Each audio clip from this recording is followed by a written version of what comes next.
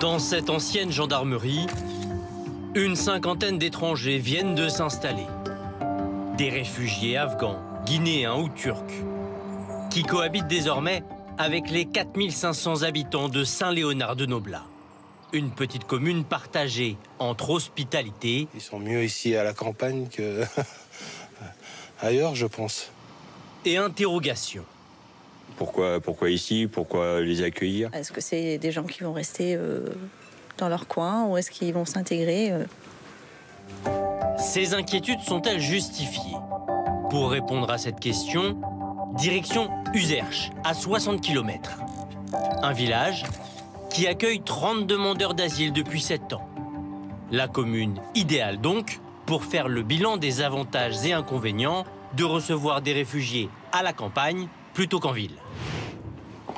Dans le centre du village, nous retrouvons Salim, un jeune Afghan de 25 ans. Avec les membres de l'association qui le soutient, il nous emmène dans le petit appartement que la mairie met à sa disposition pour lui et son colocataire. Il s'appelle Javed et il vient avec moi ensemble à Uzerche. Salim est arrivé à Uzerche il y a 1 an. Sans papier, il ne peut pas travailler. Là, c'est votre chambre? Oui. Et il se sent isolé. Vous passez beaucoup de temps dans votre chambre? Oui, beaucoup de temps. Vous vous ennuyez un peu? Oui. S'il obtient l'asile politique, il quittera le petit village pour Brive ou Limoges. Je ne voudrais pas rester à Uzerche et je voudrais en grande ville parce que Uzerche n'a pas de travail, n'a pas de voiture pour étrangers, n'a pas beaucoup de bus. C'est difficile à Uzerche pour étrangers. D'Uzerche, Salim gardera pourtant un excellent souvenir. Car ici, les habitants sont disponibles. Ils l'aident à se déplacer, à faire ses courses, ses démarches administratives et même à apprendre le français.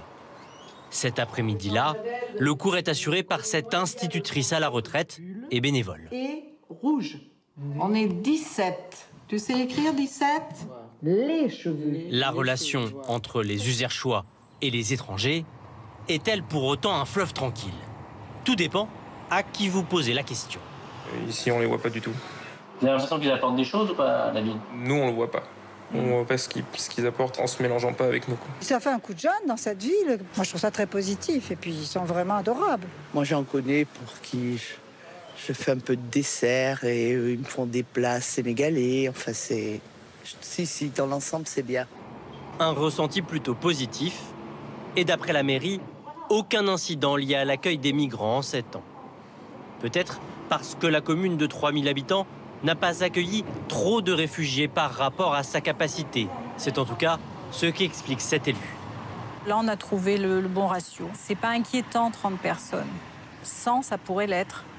Et Uzerche n'a pas concentré tous les réfugiés dans un grand bâtiment.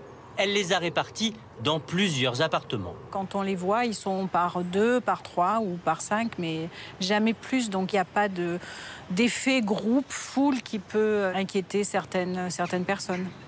Mais surtout, le village n'accueille pas que des hommes seuls. Il y a aussi des familles. Et ça change tout. Ça rassure les habitants et ça facilite l'intégration grâce aux enfants. À l'école, sur 180 élèves, 15 sont des migrants. Un apport précieux en milieu rural. Avec la désertification un peu de nos campagnes, nos effectifs baissent régulièrement. Donc c'est vrai que ça a donné un apport supplémentaire qui a permis de sauver quelques classes, voilà, éviter quelques fermetures. Donc oui, c'est un plus pour moi. Cette école, Erisa la connaît bien. C'est là qu'elle a été scolarisée à son arrivée d'Albanie il y a 4 ans. À l'époque, elle ne parlait pas un mot de français. Aujourd'hui, elle est une élève de 6e, comme les autres. Ici, c'est plus calme. Je préfère plus. Et les gens sont plus gentils au collège. Et les profs aussi, comparé dans une ville.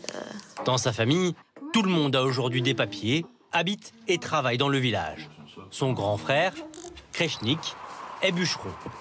Cet emploi, il l'a obtenu parce qu'aucun Français n'en voulait. On trouve plus de jeunes qui veulent faire ça. Pourquoi? C'est un métier trop dur. Quand il est arrivé, j'ai vite vu son envie de travailler, quoi. C'est une survie pour lui, je pense. Au début, Dominique a beaucoup aidé Krechnik. Il lui a acheté une voiture, un four, un frigo. De belles rencontres et un travail, souvent les conditions pour que les étrangers s'installent dans les campagnes. Selon les associations, environ la moitié des réfugiés qui obtiennent des papiers restent en Corrèze.